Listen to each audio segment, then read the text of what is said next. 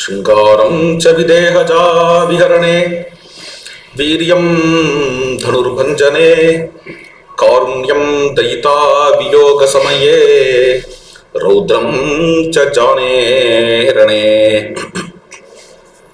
हास्यं च त्रिजटे कबंध सविदे भीतिं च नारी वधे बीभत्सं जलबंधने अद्भुतरसं शांतिं सतां आश्रमे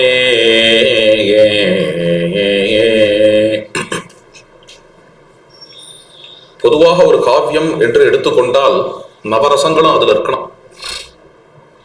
அதுக்காக தான் இந்த ஸ்லோகம். நவரசங்களும் ராமாயணத்துல எங்கெங்க இருக்குங்கிறத பத்திய ஸ்லோகம். அலங்காரங்கள் இருக்கணும் ஒரு காவியத்துல, அது ஒரு லட்சணம். அதை விட பிரதான லட்சணம் அலங்காரங்கள் கம்மியா இருந்தாலும் நவரசங்கள் அந்த காவியத்துல இருக்கணுங்கிறது முக்கியமான லட்சணம். நவரசங்களும் கலந்து இருந்தாலும் கூட துன்யாலோகக்காரர் சொன்ன பிரகாரம் பார்த்தால் ஏதாவது ஒரு ரசம் பிரதானமா இருக்கணும். அந்த ரசத்துக்கு அங்கமா மற்ற ரசங்கள்லாம் இருக்கணும். அந்த ரசம் காவியத்தோட ஆரம்பத்திலேருந்து முடிவு வரைக்கும் ரெசனேட் ஆகணும். அது மாதிரியான ரசம் ராமாயணத்துல எது? ராமாயணத்துல எந்த ரசம் பிரதானம், எந்த ரசம் அங்கி, அதற்கு அங்கமா மற்ற ரசங்கள்லாம் இருக்கு. இதை பத்தி காலங்காலமா விசாரம் இருக்கு. இந்த விசாரத்துல முடிவுக்கெல்லாம் வர முடியாது யாரும். எல்லாமே அவாவா பார்வை தான். எல்லா பார்வைக்கும் ராமாயணம் இடம் கொடுக்கறதுனால அந்தந்த பார்வையை நாம் பார்க்கலாம். அந்தந்த பார்வையிலேருந்து நம்ம பார்க்கலாம். அவாவா சொல்லும்போது அதை ரசிக்க முடியுங்கிற மாதிரி தான் இருக்குது. ஒரு பார்வையை சொல்லணும்னா இப்ப துன்யாலோகக்காரர்னு சொன்னேன் இல்லையா, அதனால அவருடைய கொள்கையில பார்க்கலாம். துன்யாலோகக்காரர்னா என்ன அர்த்தம்னா, துன்யாலோகம்னு ஒரு புஸ்தகம் இருக்கு, அதை எழுதினவர் துன்யாலோகக்காரர் ஆனந்தவர்தனன். அவர் ஒரு காஷ்மீரி. ஒரு 1000 வருஷம் முன்னாடி இருந்தவர். துன்யாலோகம் அப்படிங்கிறது லிட்டரரி கிரிட்டிசிசம். ஒரு லிட்ரேச்சர்ல உள்ள டோனை எப்படி புரிஞ்சுக்கணும் அப்படிங்கிறத பத்தி டெக்ஸ்ட் ரொம்ப அட்வான்ஸ்டு டெக்ஸ்ட். சாகித்யத்தினுடைய ஏபிசியில் இது படிக்க மாட்டார். ஒரு பிஜி லெவல்ல படிக்க வேண்டிய டெக்ஸ்ட் இன்னைக்கும் சிலபஸ்ல இருக்கு. அதுல ராமாயணத்தை தான் முதல்ல எடுத்துக்கிறார். ராமாயணத்தினுடைய ரசம், பிரதான ரசம் எது, பிரதான ரசம் எதுங்கிறத தான் வால்மீகியை சொல்லிவிட்டாரே அப்படிங்கிறார் அவர். எங்க சொல்றாருன்னு, சோகா ஸ்லோகத்துவமாகதா, சோகம் ஸ்லோகமாச்சு அப்படிங்கிறதுனால சோகம் தான் முக்கிய ரசம் ராமாயணத்துல. 2வது சர்க்கமே அதை கன்வே பண்ணிடுறது. ரொம்ப அருமையான சர்க்கம் 2வது சர்க்கம், ரொம்ப முக்கியமான சர்க்கம். யாரோ சொன்னா 2வது சர்க்கம்லாம் பின்னாடி வந்தவா எழுதினது, நிச்சயமா இருக்க முடியாது, சத்தியமா இருக்க முடியாது. ஏன்னா வால்மீகி கிட்ட என்ன டெப்த் இருக்கோ அது இருக்கு 2வது சர்க்கத்துல. சும்மா ஈஸியா மனம் போனபடி நம்ம நினைச்சதெல்லாம் இதுல பின்னாடி வந்ததுன்னா சொல்லக்கூடாது. பிரக்ஷிப்தம் பின்னாடி வந்தது அப்படின்னு சிலதெல்லாம் தோணித்து அப்படின்னா ரொம்ப ஆராயணும். இந்த பின்னாடி வந்தது அப்படின்னு நகர்த்துறதுக்கு முன்னாடி பலவேறு கோணங்கள்ல பார்க்கணும். விளையாட்டு இல்லை அதெல்லாம். வால்மீகியோட டெப்த் இருக்கு 2வது சர்க்கத்துல. பெண் கிரௌஞ்சம் அழர்து, ஆண் கிரௌஞ்சத்தை அடிச்சுட்டான் வேடன். ஆண் கிரௌஞ்சம் கீழே விழுந்து கிடக்கு.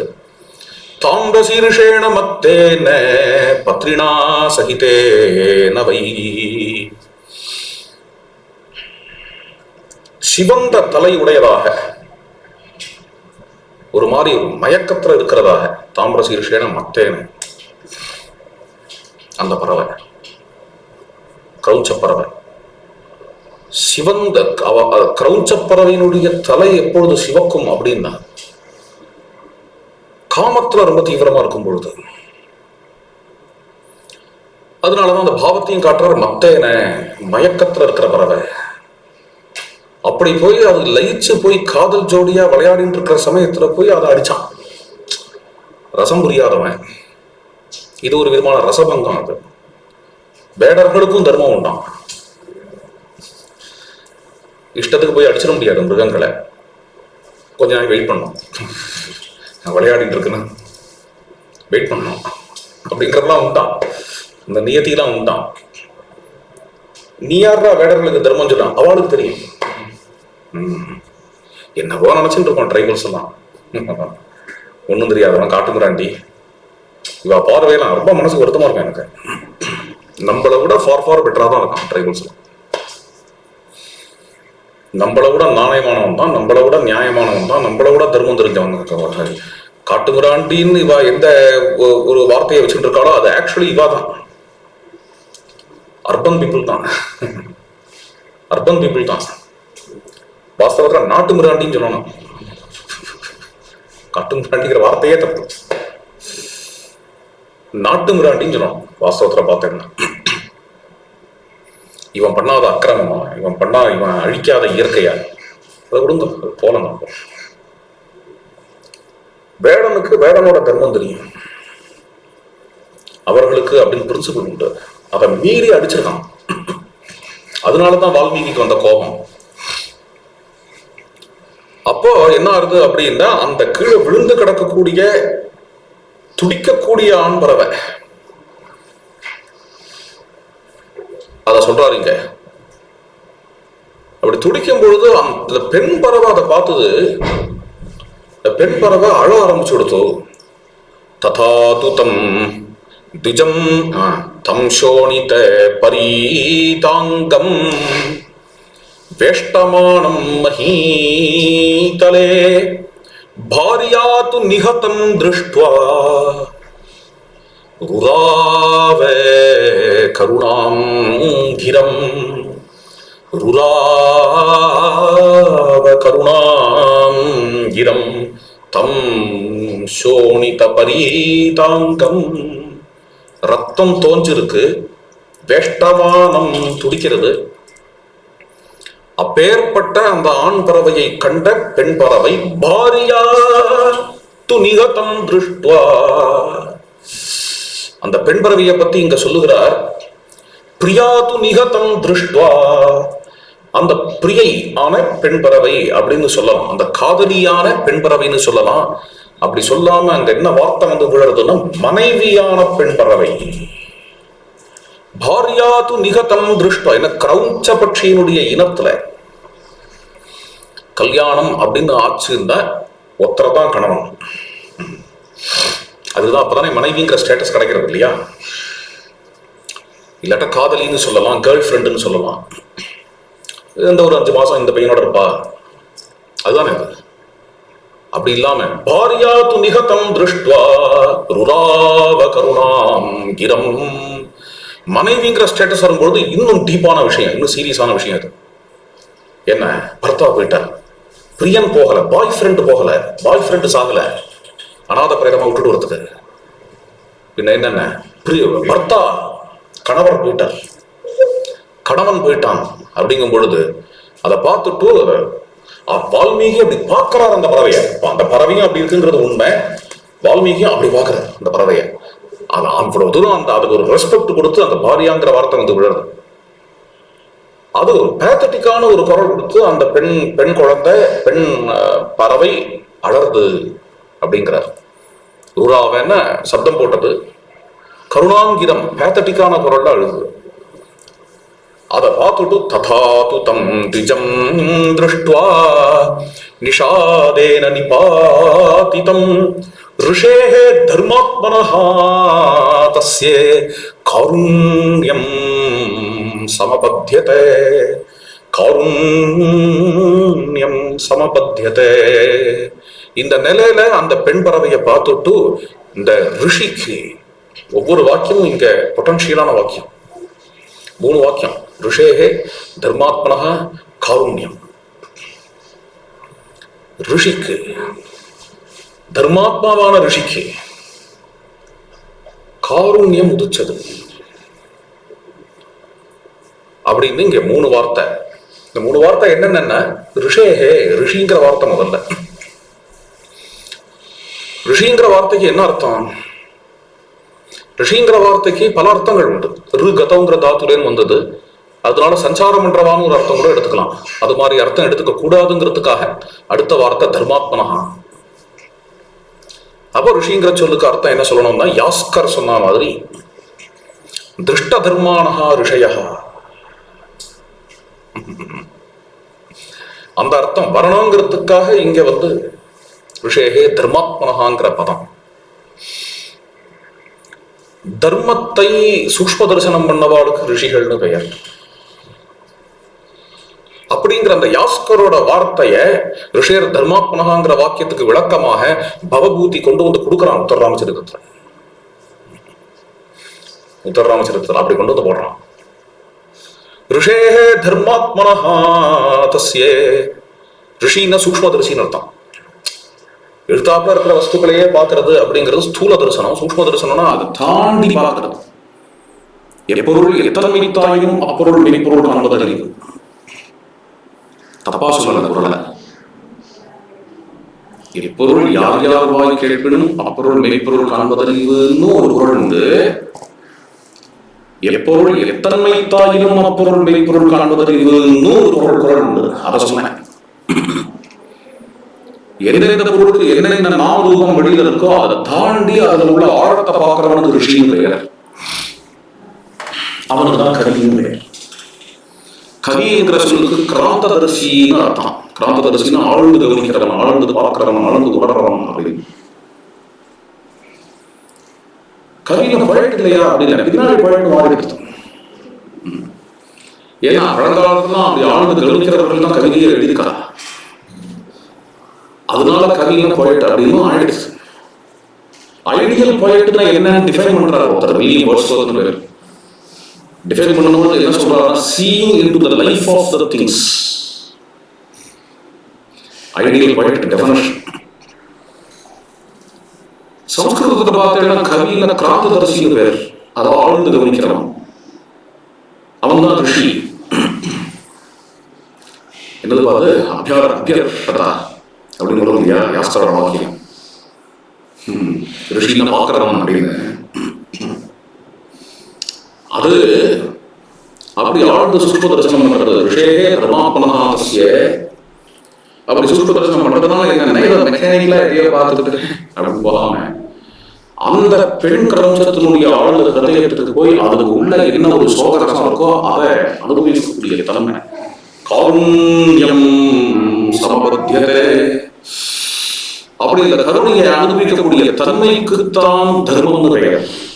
அடுத்த அற்புதமான தர்மங்கிறது 1000 டெஃபினிஷன் இருக்கலாம். வால்மீகி கொடுக்குற டெஃபினிஷன் இருக்கலாம். வால்மீகி பொறுத்தவரைக்கும் தர்மங்கிறது என்ன, மனிதனை ஹியூமனிட்டி. வாழிய பயிரிருந்து வாழ்தல்.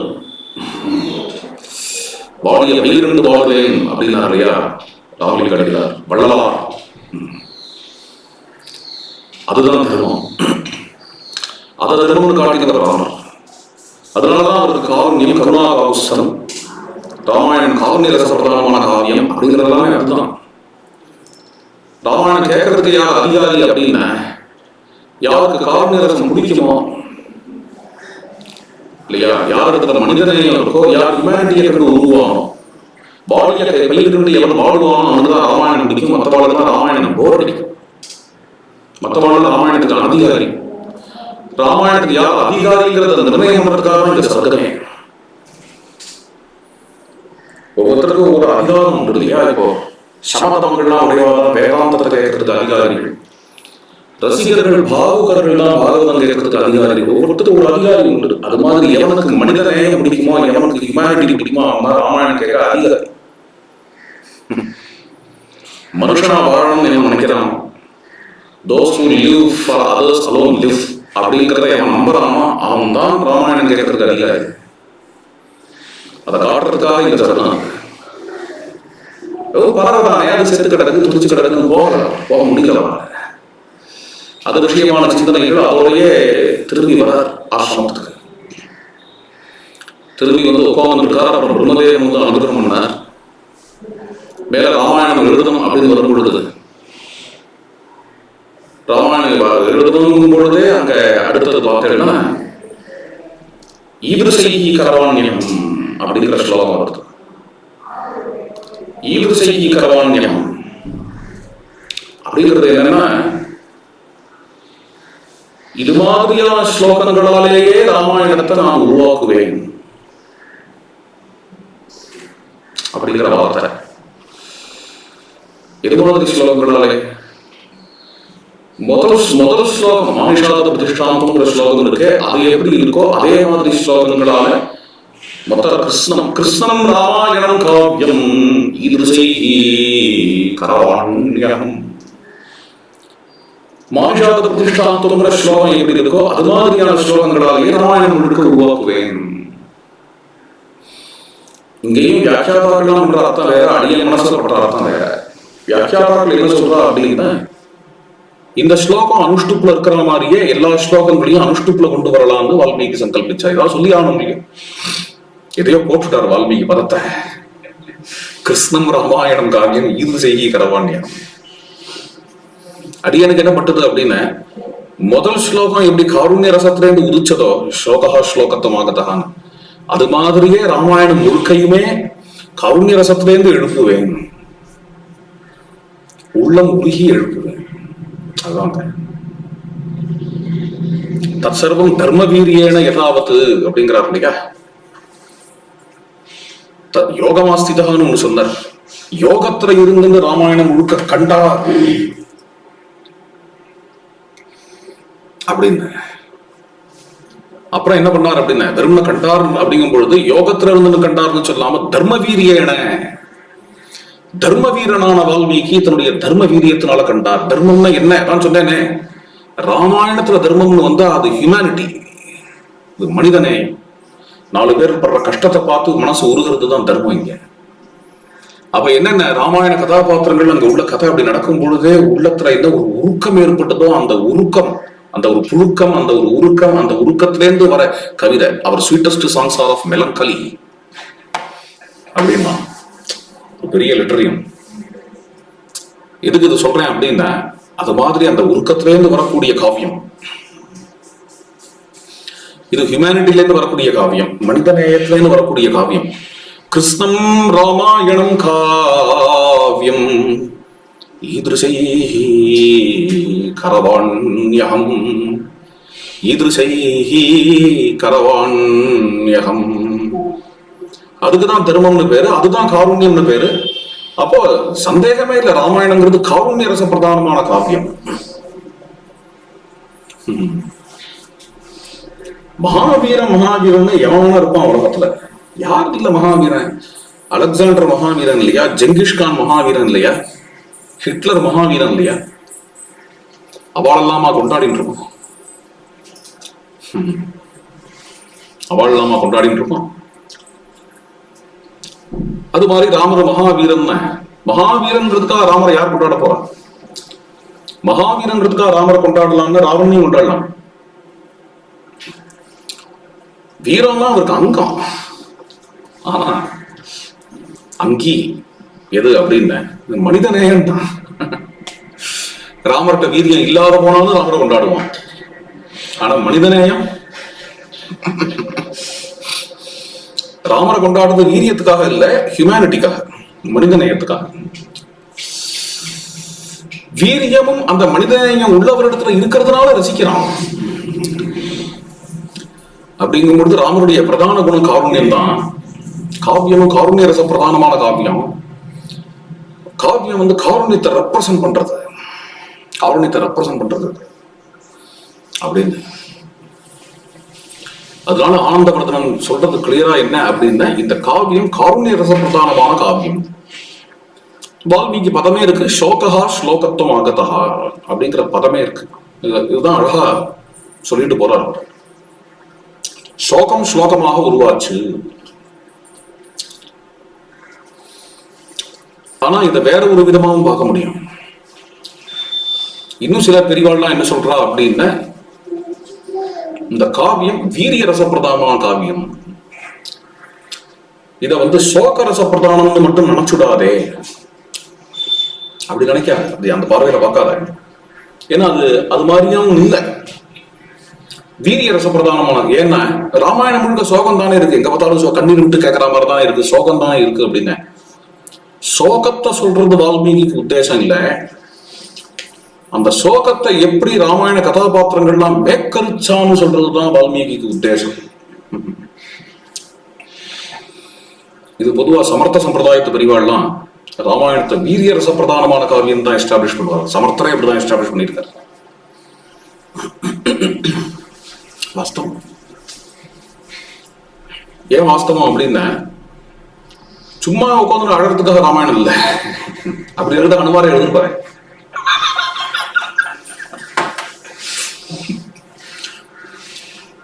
அதாவது ராமருக்கு ராஜ்யம் எடுத்துக்கிறதுக்காக ராமாயணம் இல்லை, அதை சொல்றதுக்காக ராமாயணம் இல்லை. ராஜ்யம் யாருக்கு போல உலகத்துல?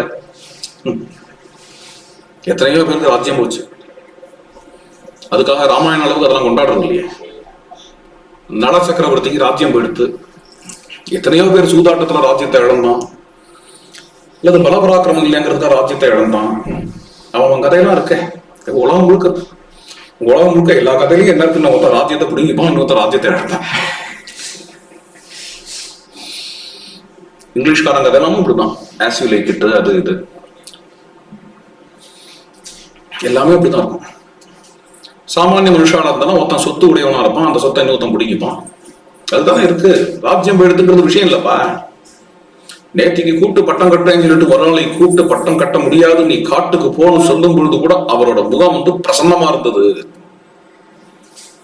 அப்படிங்கிறதான விஷயம். அது வீரியரசம் தான், அது சோகரசம் இல்லையே. அது எங்க இருக்கு சோகரசம்? அங்க அவ்வளவு பெரிய சோகத்துல இவர் எப்படி எதிர்நீச்சல் போடுறாருன்னு இருக்கு. அங்க அதுன்னு இருக்கு, எல்லா இடத்துலயும் எதிர்நீச்சல் தான் இருக்கு. சோகம் ராமரை கீழே வீழ்த்தி விடல, அது உத்தர ராமாயணத்தை சேர்த்துட்டாதான். வால்மீகி ராமாயணத்துல கிடையாது. சோகம் ராமரை வீழ்த்தி இருந்ததுன்னு எங்கேயுமே கிடையாது. பின்ன என்னென்ன, எப்ப சோகம் வந்தாலும் அதை எப்படி எதிர்நீச்சல் போட்டு சமாளிக்கிறார் அப்படிங்கிறது தான் ராமாயணம் முழுக்க நம்ம பார்க்கறது. எந்த விதமான ஒரு சோகமும் இல்லாதபடிக்கு காட்டுக்கு போன உடனே அன்றடர்ந்த செந்தாமரை வென்றதம்மா அப்படிங்கிறான் கம்பன். அவரோட முகம் பிரசன்னமாகி வெளியில வந்தார். அப்போ அவா கதர்றா, கௌசல்யா மூர்ச்சியாகி கீழ் விழுறா. லக்ஷ்மணர் ஆத்திரப்படுறார், அவா எல்லாரையும் எப்படி சமாளிக்கிறார், எப்படி சமாதானப்படுத்துறார், லட்சக்கணக்கான ஜனங்களை எப்படி சமாதானப்படுத்துறார், இத்தனை அயோத்தி மக்கள் தன்னை காட்டுல பார்க்கும்பொழுது எப்படி சமாதானப்படுத்துறார், எப்படி பரதனை சமாதானப்படுத்தி அனுப்புறார், இவ அத்தனை பேருக்கும் எப்படி கவுன்சிலிங் கொடுப்பார், தானே இவ்வளவு பெரிய பிரச்சனைகளை இருந்தாலும் அப்படிங்கிறது தான் அயோத்தியா காண்டம் முழுக்க. அயோத்தியா காண்டம் முழுக்க வீரிய ரசம் தான் ததும்புறது, வீரராமன் காட்டுறது அயோத்தியா காண்டம்.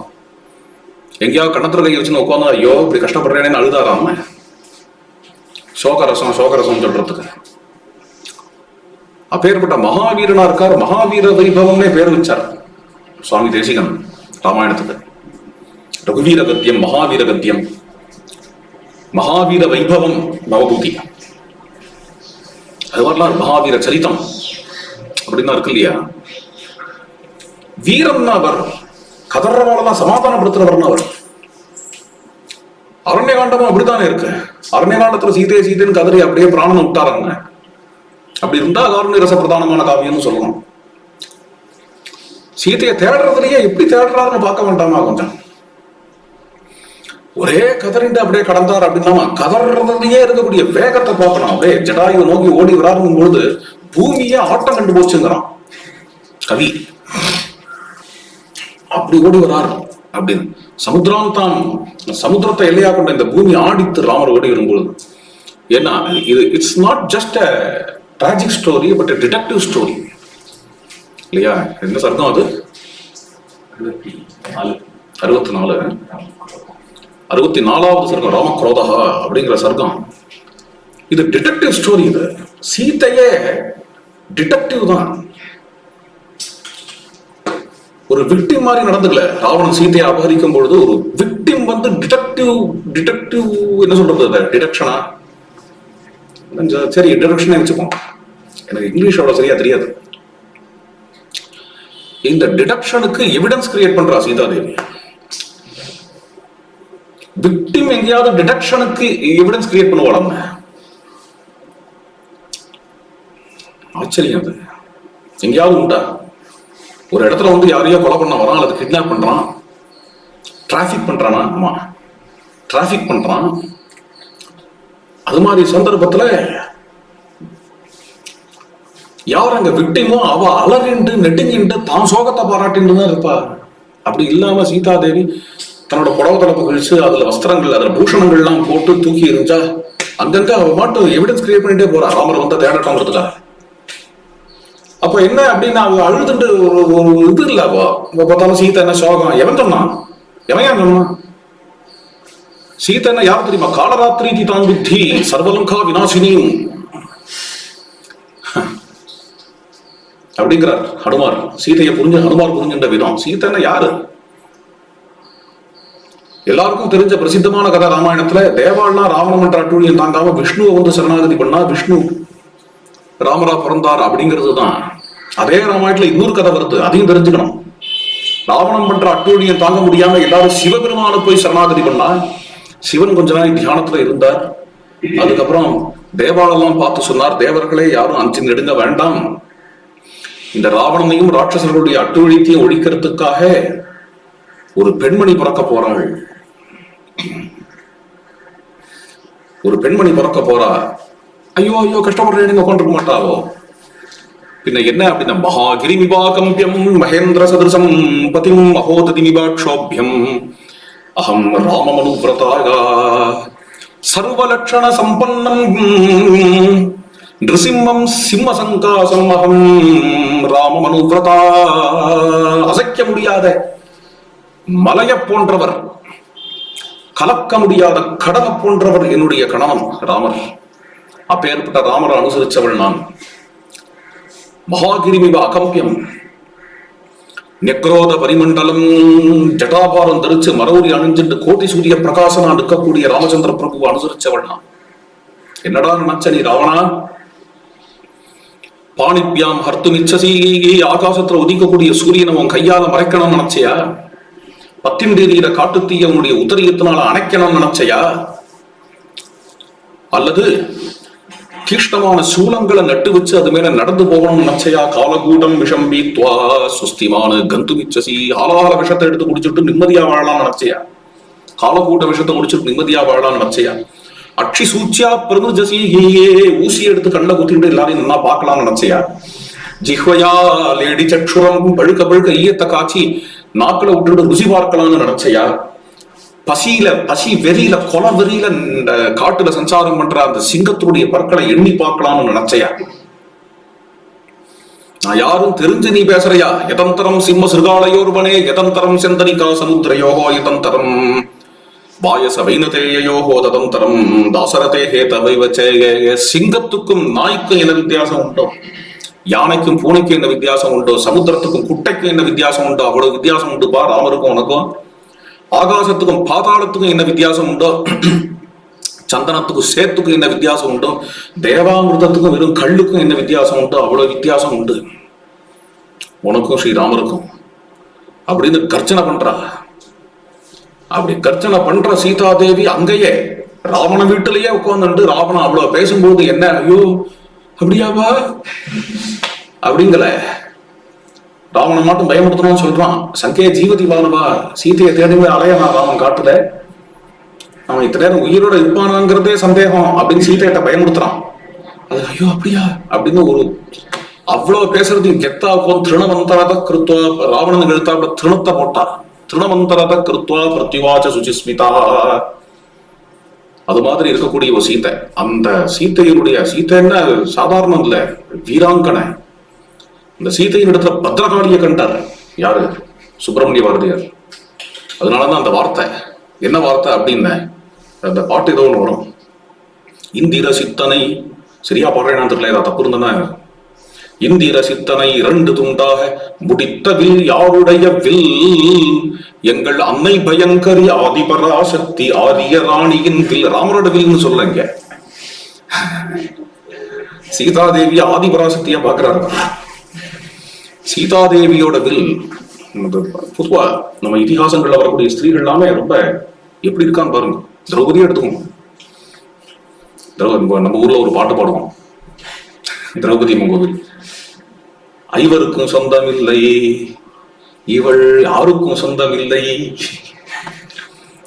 அப்புறம் ஒரு வரி வரும்,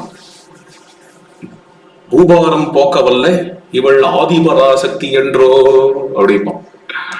அது மாதிரி அப்பேற்பட்ட திரௌபதி, அப்பேற்பட்ட சீதை. சீதைன்னா ஏதோ கொண்டு வந்துட்டானே தவிர ராவணன் அரட்டிக்கிட்டு போயிட்டான். ராவணனோட 10 தலையும் உள்ள வச்சுக்கோ. பத்திரகாளின்னா எப்படி இருப்பா, அவ சரணத்துல தலையெல்லாம் உள்ளாதா? அப்படி சீதையை தியானம் பண்ணணும். ராவணன் தலையெல்லாம் சீதையோட சரணத்துல உருள்றது. அப்படியே ராவணன் தலை மட்டும் இல்ல, பிரகஸ்தன் தலை, இந்த தலையெல்லாம் வரிசையா உள்ள அதெல்லாம் எடுத்து மாலையா கொண்டு உட்காந்துருக்கா. போட்டா நீ யாருப்பாங்க. வீரியரசம் சொல்ல வால்மீகி ராமாயணத்துல வருது இல்லையா, காலராத்திரி தான் வித்தி. சீதைக்கு அப்படி ஒரு ஆஸ்பெக்ட் இருக்கு. சீதையை அப்படியும் பார்க்கணும். மகாலட்சுமி அஷ்டோத்திரத்திலேயே மகாகாளியை நமகான் வரதோ இல்லையா. அதனால அது காலராத்திரி தான் வித்தி சர்வலங்கா விநாசினி அப்படிங்கிற தேவி. அப்படி இருக்கிறவா, அப்படிப்பட்ட ஒரு எப்பேற்பட்ட இக்கட்டான சூழ்நிலையிலையும் அந்த துக்கத்துக்கு எழுந்து நின்னவளே தவிர அந்த துக்கத்தினால ஹோப்பஸ் ஆக மாட்டா வால்மீகியோட சீதை. ஆக மாட்டா. அக்னி பிரவேசம் பண்ணணுங்கிற இக்கட்டான நிலை வந்தது. அந்த நிலையில கூட அங்க தேவி எவ்வளவு கம்பீரமா பேசுறா. அப்படியே ஹோப்லஸ் ஆயிட்டா, கீழே விழுந்துட்டா, மூர்ச்சி ஆயிட்டா, ஒண்ணும் இல்லைங்க. மற்றவெல்லாம் என்னெல்லாமோ சொல்றாளே.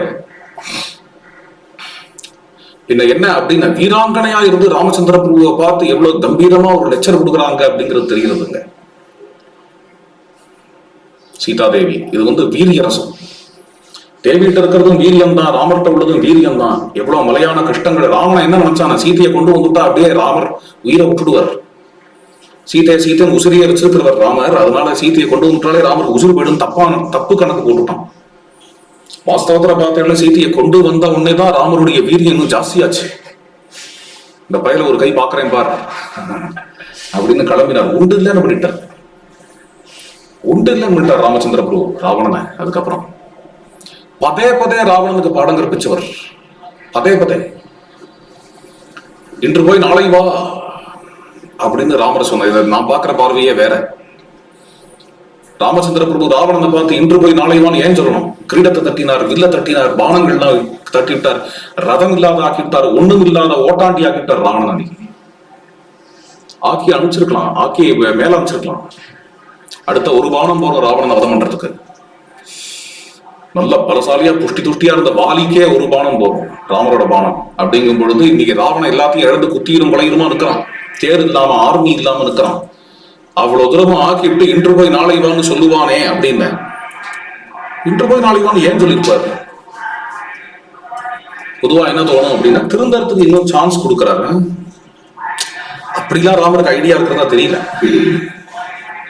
சொன்னேன் இல்லையா, விபீஷணன் வந்த உடனேயே இவன் திரும்புவாங்கிற ஹோப் அவருக்கு போயிடுத்து. இன்னும் கொஞ்சம் ஓவராவே சொல்றேன். என்ன அப்படின்னா, இப்போதைக்கு அவரோட மனசுல ஒரு ஃபர்ம் தாட் என்ன வந்துருத்தோம் அப்படின்னா, பனிஷ்மெண்ட் கொடுக்கணும் தோணி போயிடுது. தர்மபுத்திர பேசுற மாதிரி தான். சல்லி பருவாவில் எல்லாரும் போன அப்புறம் துரியோதனன் அங்கே எனக்கு உயிர் பிச்சை கொடுன்னா தர்மபுத்திரட்ட. முடியாது பண்ற, அது சரிப்பட்டு வராது. நீயே ஆண்டுக்கு ஒரு ராஜ்யத்தை நான் எங்கேயோ எடுத்துக்கிறேன் அப்படின்னா சரிப்பட்டு வராது. ஏன் சரிப்பட்டு வராதுன்னா, நீ சொல்றதுல என்ன ஆர்ஜம் இருக்குன்னு தெரியல. நீ இருந்துட்டு என்ன பண்ணுவேன் இருக்கும் இல்லையா? அதெல்லாம் விட அதெல்லாம் நான் சொல்றது.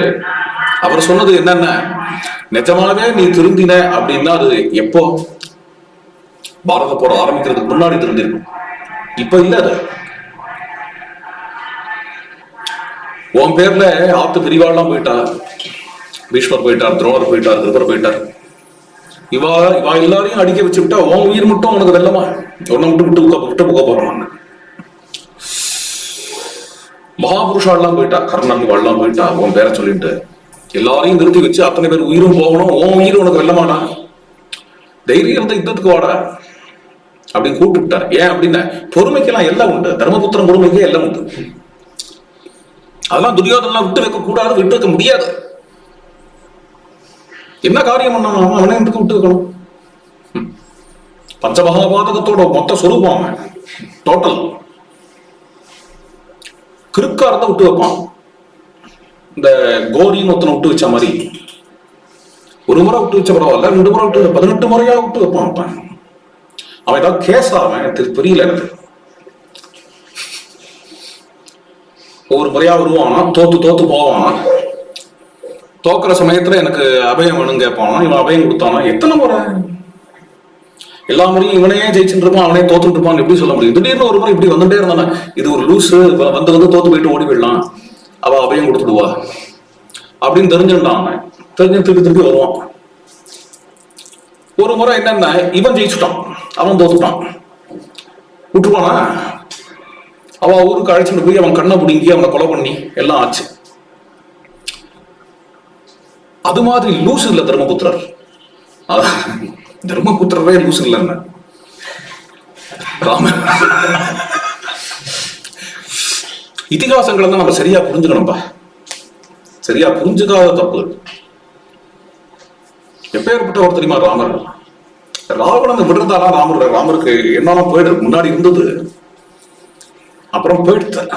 இப்போ நடுவில் இத்தனை பேர் போயிட்டா, இத்தனை பேர் அழிஞ்ச பிறகு இவனை மட்டும் வாழ வைக்கணும் ராமர் நினைப்பாருன்னு தோணல எனக்கு. என்னோட அபிப்பிராயத்தை சொல்லிட்டேன். அப்புறம் அவாவா பார்வை வேற, அவாவா சௌரி.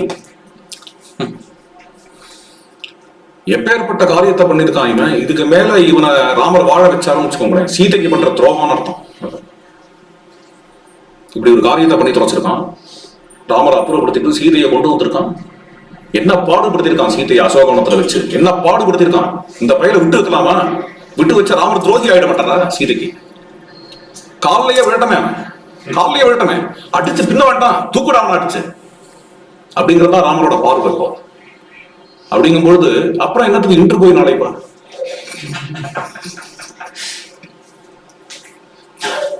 அப்புறம் என்னத்துக்கு இன்று போய் நாளைப்பா? இங்க இங்க பாயிண்ட் இருக்கு. ஒரு ஆச்சரியம் இருக்கு. சில பேர் வேற ஒண்ணு சொல்லுவா, அதுவும் இங்க பொருந்தாது.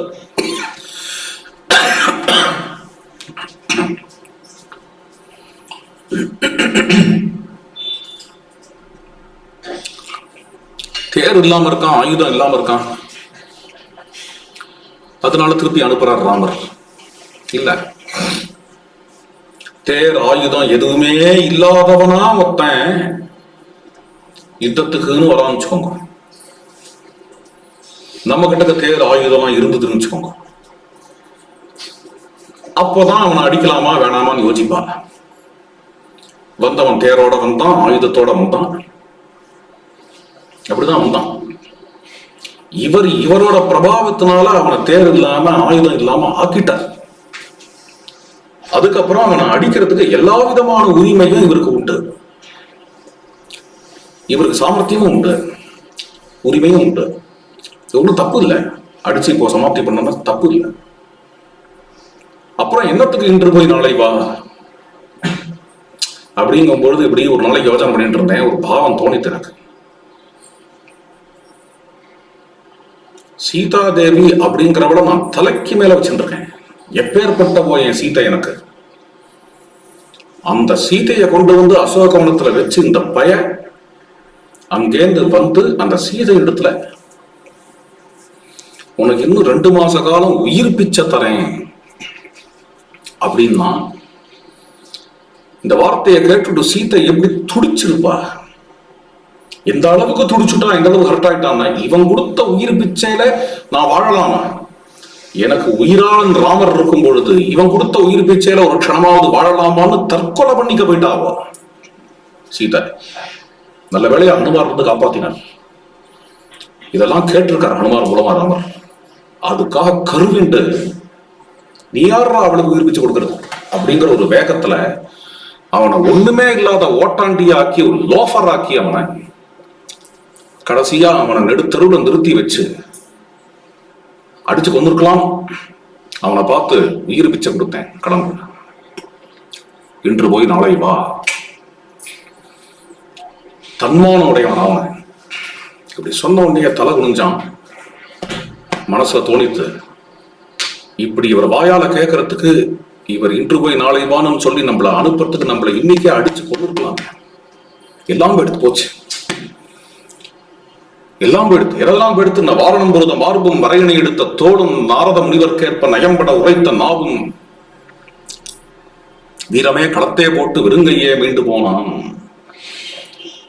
நமக்குன்னு இருக்கக்கூடிய என்ன ஒரு தன்மானம் இருக்கோ மொத்தத்துக்கு போயிடுது அப்படின்னு ராவணன் முதல்ல பூமியை கண்டான்னு வரும். அந்த மாதிரிலாம் பாட்டுலாம் எழுதியிருக்கா. முதல்ல பூமியை பார்த்தான். குழந்தை இந்திரஜித்தை தூக்கி கொஞ்சத்துக்கு கூட பூமியை பார்க்க மாட்டான். மந்தோதரி அந்த குழந்தைய தூக்கி கொடுமான். பூமியை பார்க்க கூடாது, தலை குனிய கூடாது அப்படிங்கிற ஆடுவேன். வாழ்க்கையில முதல் முறை பூமியை கண்டான். எதுக்கு இதெல்லாம் சொல்லிட்டு இருக்கேன்? லயிச்சு போயிட்டேன் இந்த கட்டத்துல. வீரிய ரச பிரதானமான காவியம் ராமாயணம். ராவணம் போட்டது தப்பு கணக்கு. சீதையை அபகரிச்சுன்னு வந்தனா அவன் ஹோப்லெஸ் ஆயிடுவான் ராமன் நினைச்சான். ஆனா சீதையை அபகரிச்சுன்னு வந்த உடனேதான் ராமருக்கு வந்த வேகம் அப்படின்னு சொன்னேன். இது மாதிரி எங்கேயுமே ராமச்சந்திர பிரபு எதிர்நீச்சல் போட்டவர். சோகத்தை வால்மீகி வர்ணிக்கிறதுக்கு சோகமே பர்பஸ் கிடையாது. அந்த சோகத்துல எதிர்நீச்சல் போட்டு எப்படி வெளியில வரணும் அப்படி எல்லாமே பிளாஸ்ட் தான். இங்க ஒவ்வொன்றும் ஒரு அணுகுண்டு. ஹனுமாருங்கிறவர் ஒரு அணுகுண்டு 13வது சர்க்கத்துல எப்படி அதோட எண்டுல எப்படி பிளாஸ்ட் பண்றார், எப்படி வெடிக்கிறார் சுந்தரகாண்டத்துல. அதே மாதிரி அமைதியா இருக்கிற ஹனுமான் எப்பயுமே எனர்ஜி பொட்டன்ஷியலா தான் இருக்கும். எப்போ கைநட்டிக்கா மாறும் சொல்ல முடியாது. 41வது சர்க்கத்துல எப்படி பிளாஸ்ட் பண்ணார் அப்படிங்கிறத பாக்குறோம் சுந்தரகாண்டத்துல. அமைதியா இருக்கிற ஹனுமான் என்ன சீதையை காணலன்னு எந்த நிலைக்கு அவர் பெசிமிஸ்டிக்கா போயிட்டார். அவ்வளவு பெசிமிஸ்டிக்கா போயிட்டு உள்ளேந்து கிளம்புற சக்தி எப்படி வெளில வருது. திருப்பி திருப்பி திருப்பி திருப்பி சோகத்தை ஜெயிச்சான். ராமர் சோகத்தை ஜெயிச்சார், லக்ஷ்மணர் சோகத்தை ஜெயிச்சார், ஹனுமார் சோகத்தை காம்பர் பண்ணார். அப்படிங்கிற வீரிய ரச பிரதானமான இந்த காவியத்தை வச்சுட்டு போய் சோகரச பிரதானம் சொல்லுவாங்க. அது மாதிரி காவியம் அப்படி இருந்தாதான் அது லெசன் இருக்கு, சென்ஸும் இருக்கு. சோகரச பிரதானமான காவியம் அதையும் சொல்லிட்டு நம்மளும் கண்ணத்தகையை வச்சுட்டு இப்ப அழுதுண்டே இருக்கும், ஹோப்லெஸ்ஸா போயிடுவோம். வீரிய ரச பிரதானமான காவியம் தான் ராமாயணத்தை பாத்தாகணும் அப்படிங்கிறது சமர்த்தரோட கொள்கை. இப்ப நான் சொல்றது சமர்த்தர தரப்புல இருந்து பேச அப்படிதான் இருக்கு ராமாயணம். மேலும் மேலும் என்னன்னா சோகரசத்தை நிந்த வேற பண்றது ராமாயணம், தொடர்ந்து நிந்த பண்றது. சோகோ நாசயத்தை தைரியம், சோகோ நாசயத்தை ஸ்ருதம், சோகோ நாசயத்தை சர்வம் நாஸ்தி சோகசமோ ரிபு. சோகம் நம்மளோட அறிவை மழுக்கும், சோகம் நம்மளுடைய எல்லாத்தையுமே அழிக்கும், சோகம் நம்மளை சுத்தி இருக்கிற மனுஷால கூட அழிச்சிடும், வாழ்க்கையே அழிச்சு விடும். சோகத்துக்கு இடம் சத்ருவே கிடையாதுங்கிற அளவுக்கு சோகத்தை டார்கெட் பண்றார் வால்மீகி. இது மாதிரியான ஸ்லோகங்கள்லாம் நிறைய இருக்கு. விஷாதா இதெல்லாம் வருது இல்லையா, விஷாதோ ஹந்தி புருஷம்.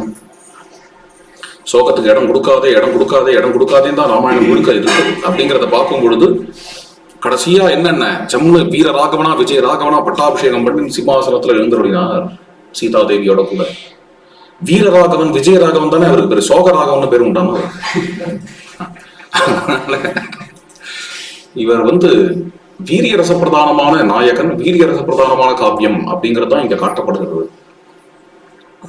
இதெல்லாம் ஒரு பக்கம் இருக்க, இந்த ஒன்னே ஒன்று சொல்லி முடிச்சுக்கிறேன். இன்னொருத்தர் வந்தார், அவர் சொன்னார், நீ காருண்ய ரசம்னு சொல்லு அல்லது வீரிய ரசம்னு சொல்லு, எதைதான் ராமாயணத்துல சொல்லு, எதைதான் பாரு, எல்லாத்தையும் இருக்கிறது என்னென்ன ஒண்ணுதான் காட்டப்படுறது, ஒரு தீம் தான் காட்டப்படுறது. அது என்னென்ன, ராமருக்கு சீதையிடத்துல உள்ள காதல்.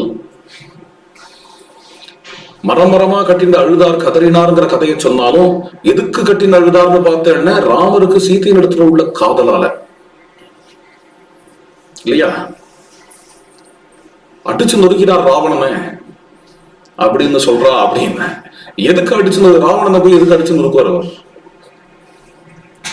என்ன விரோதம் ராவணனோட அப்படின்னா அது சீதையின் இடத்துல உள்ள ஒரு காதல்.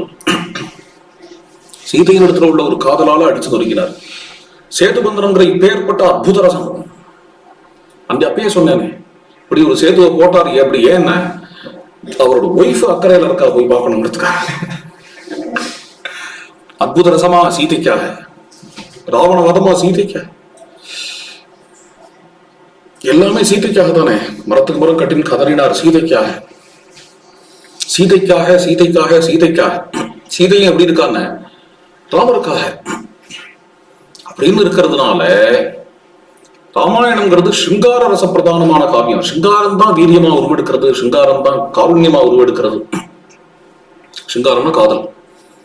சிங்கார ரச பிரதானமான காவியம் தான் ராமாயணம். ராமாயணம்ங்கிறது பிரதானமா பார்த்தேன், என்னதான் அதுல மற்றதெல்லாம் அங்கமா இருக்கட்டும், ராமாயணங்கிறது முக்கியமா ஒரு காதல் கதை.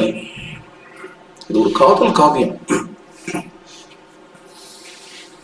என்ன ஒரே ஒரு வித்தியாசம்னா, மற்ற காதல் காவியங்களுக்கும் இதுக்கும் என்ன வித்தியாசம்னா, மற்ற எல்லா காதல் காவியங்களும் கல்யாணத்துக்கு முன்னாடி உள்ள காதலை சொல்லும். அப்படி காதலிச்சா அப்புறம் கல்யாணம் என்ன எப்படி இருந்தாங்கிறது என்னவோ ஆசிஃப் அதோட காதல் முடிஞ்சு போயிடலாம். அப்புறம் தானே என் காதலே ஆரம்பிக்கிறது. அப்புறம் அவ 2 பேரும் எப்படி வாழ்க்கையை நடத்தினாங்கிறதானே பிரதானம். அதுல உள்ள காதலை அல்லவோ சொல்லணும். அது சொன்னாதான் நமக்கு வழிகாட்டியா இருக்கும். அது கல்யாணத்துக்கு முன்னாடி காதல்ங்கிறது ஒரு 4-5 வருஷம் இருக்குமா இருக்கும், எனக்கு தெரியல. கல்யாணத்துக்கு அப்புறம் உள்ள காதல் தானே சாகர வரைக்கும் இருக்க போறது. அதுக்கு வழிகாட்டியா ஒரு காதல் காவியம் வேணும். அப்படிங்கும் பொழுது என்ன ஆகுது அப்படின்னா, அப்பதான் ராமாயணம் பிரயோஜனப்படுறது.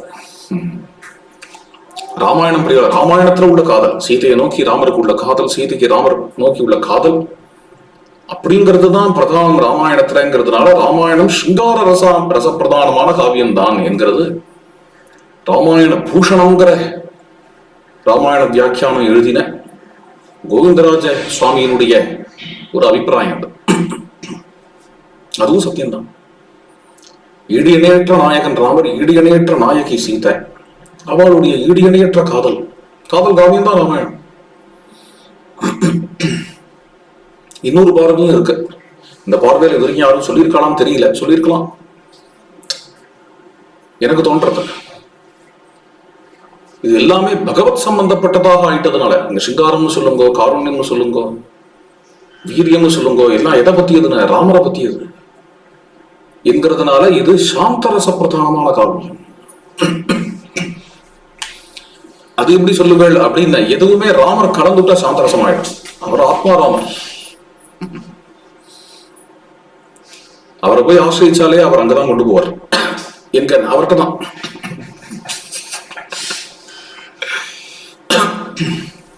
சாந்தரச பிரதானமான காவியம். இதே ஆனந்தவர்தனன் சொல்ற வார்த்தை தான், ரசங்கள்லயே சிரேஷ்டமான ரசம் சாந்த ரசம்.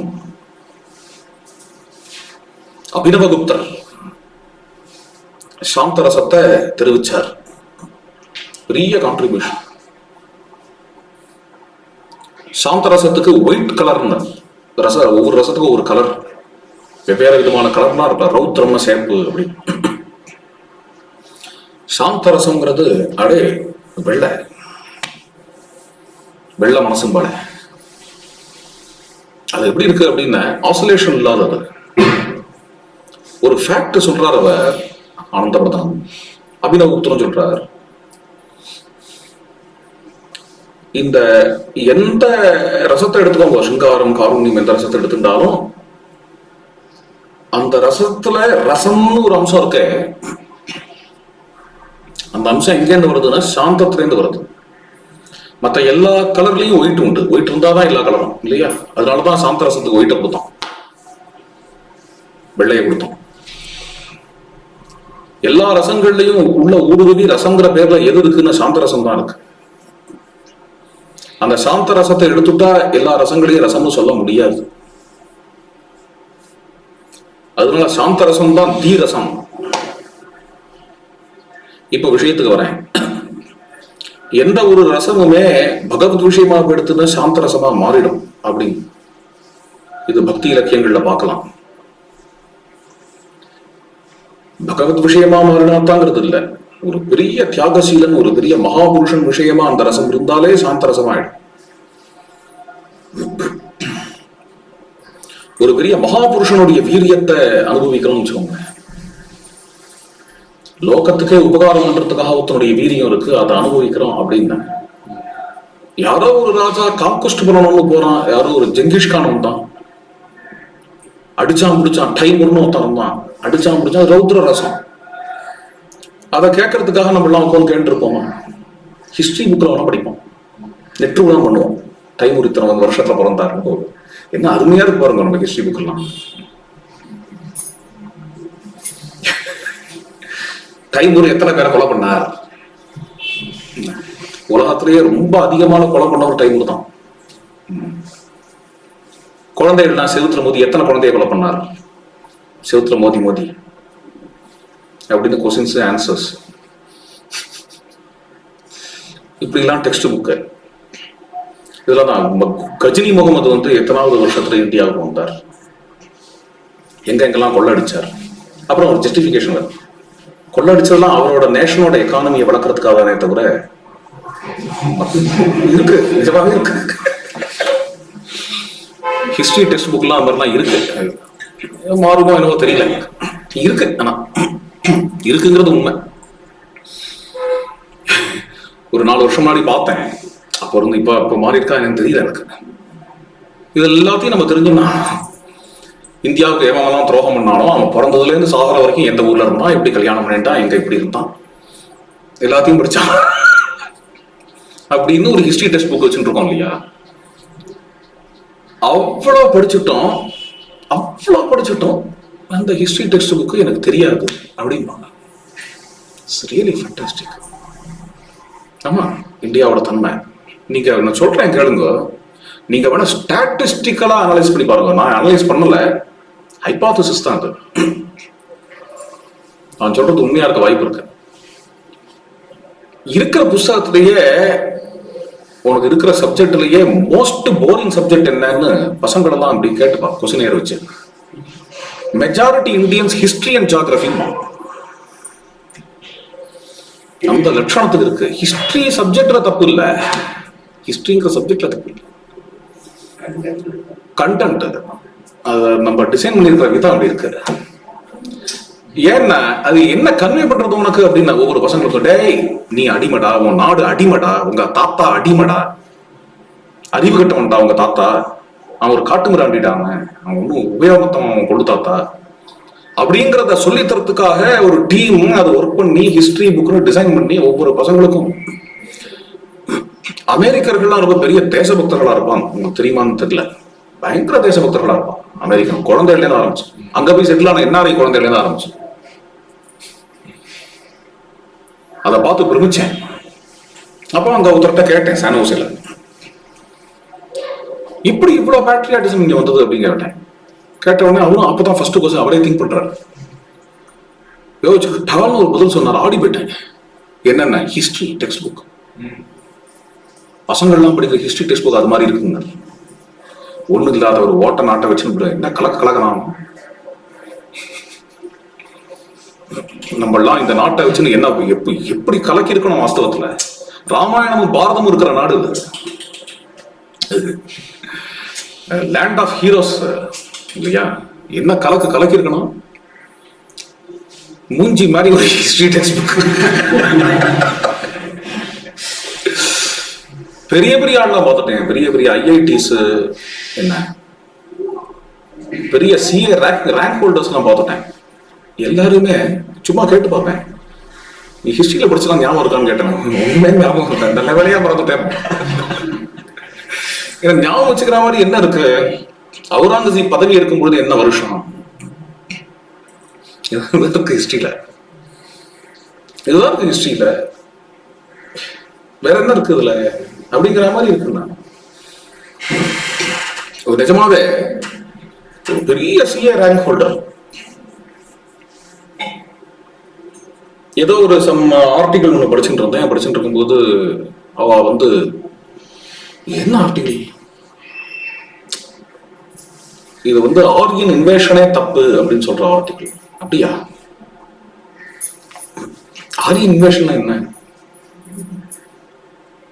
அப்படின்னு. ஆரியன் இன்வேஷன்னா ஒரு 3000 வருஷம் முன்னாடி ஆரியன்ஸ்னு ஒரு ரேஸ் இந்தியாவை இன்வைட் பண்ணதா ஹிஸ்டரியில எழுதியிருக்காளே, அவங்கெல்லாம் எழுதியிருக்காளா? அவள்லாம் இப்ப எங்க இருக்கா? அவ தான் ஹிந்துஸ் அப்படிங்கிறா, அவ தான் ஆரியன்ஸ், புரோட்டோ ஹிந்துஸ் அவள்லாம் அப்படி சொல்றாடா. அது என்னமா அப்படி சொல்ல போச்சு? என்ன கேட்குற நீங்க?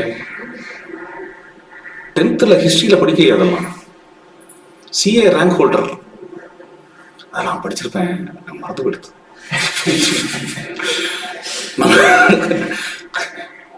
நம்மளாம் மறக்கிற யோக்கியத்தில் தான் இருக்கு ஹிஸ்டரி. மரமண்டைக்கு மறக்கல, பின்ன என்னென்ன நேஷனல் லெவல்ல சிஏ ரேங்க் ஹோல்டருக்கு மறந்து போயிடுது. What does it mean? அந்த அளவுக்கு வெறுக்கத்தக்கதாகவும் மறக்கத்தக்கதாகவும் இந்த நம்ம எழுதி வச்சுட்டு இருக்கிற ஹிஸ்டரி புக் இருக்குன்னு தெரியுது. சரி விடுங்க, மறுபடியும் எங்கேயோ போயிட்டேன்.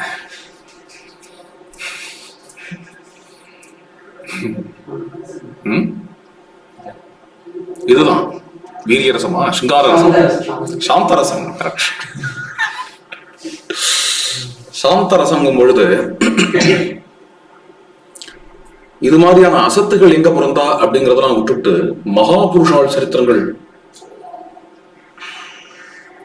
மகாபுருஷால் சரித்திரங்கள்லாம் பார்த்தோம் அப்படின்னா அதுல காருண்ய ரசம் வரட்டும் அல்லது அதுல வீரிய ரசம் வரட்டும், ஒரு பெரிய மகாவீரன் யுத்தம் பண்ணான் அப்படிங்கும் பொழுது மனசு அமைதிப்படுறது. அதோட முடிவுல அதாவது ஒரு பெரிய மகாபுருஷன் யுத்தம் பண்ணான், பெரிய தியாகசீலன் நாட்டுக்காக யுத்தம் பண்ணான் அப்படின்னா மனசு அமைதிப்படுறது, சாந்த ரசத்துல போய் முடியறது. ரௌத்ர ரசம், பயங்கரமான ரௌத்ர, லெஜெண்ட் ஆஃப் பகத்சிங் அப்படின்னு ஒண்ணு. பகத்சிங்கோட சரித்திரம், அந்த பகத்சிங்கோட சரித்திரத்தை பார்த்தா அதுல ரௌத்ர ரசம் வரும், காருண்ய ரசம் வரும். கடைசியா பரம சந்தோஷப்பட்டு அந்த பகத்சிங் தூக்கு மேடையில ஏறதெல்லாம் வரும்.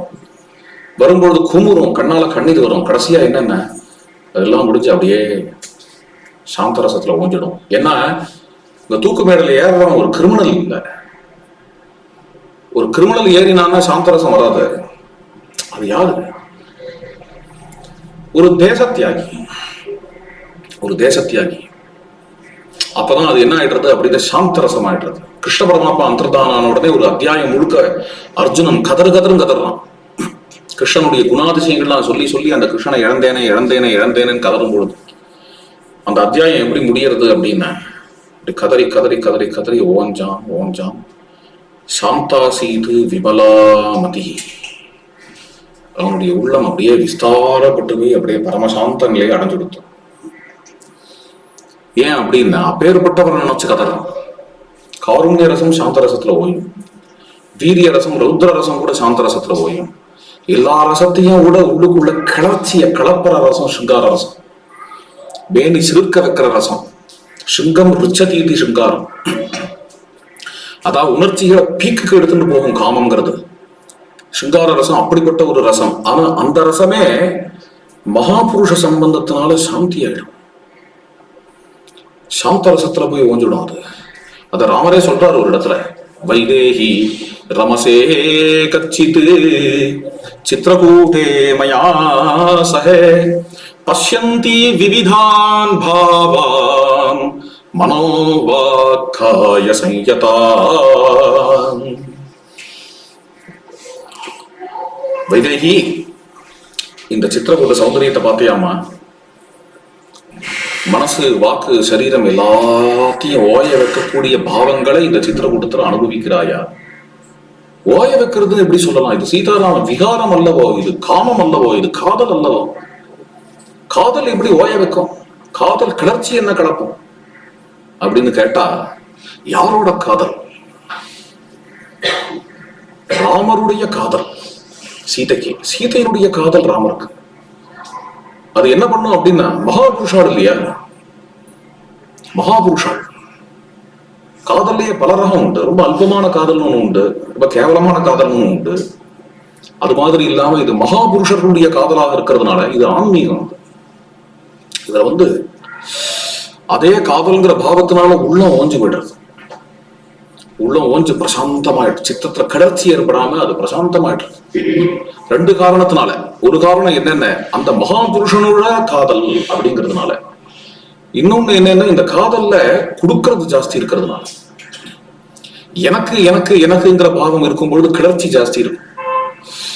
அப்படி இல்லாம அவருக்கு அவருக்கு அல்லது அவளுக்கு அவளுக்கு, அவளை எப்படி சந்தோஷப்படுத்தலாம், அவரை எப்படி சந்தோஷப்படுத்தலாம் அப்படிங்கிற பாவம் ஜாஸ்தி இருக்கிறதுனால அதுல சாந்தி சாந்தி இருக்கு.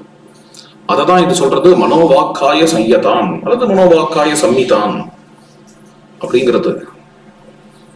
இவ்வாறு ராமர் மகாபுருஷனா இருக்கிறதுனாலையும் பகவானா இருக்கிறதுனாலையும் அவர் விஷயமான சிங்காரமோ, அவர் விஷயமான காருண்யமோ, அவர் விஷயமான வீரியமோ எதையுமே நாம் சாந்தரசமா தான் பார்க்கணுங்கிறதுனால ராமாயணத்தை சாந்தரச பிரதானமான காவியம் என்றும் பார்க்க முடியும்.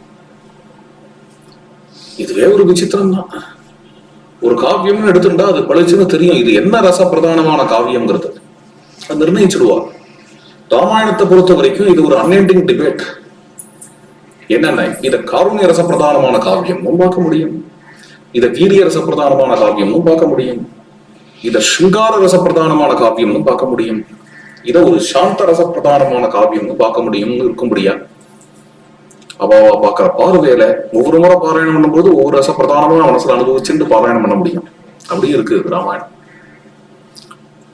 அப்பேற்பட்ட கிரந்தத்தை அனுபவிச்சுட்டு வரோம். மேல நாளைக்கு பார்க்கலாம்.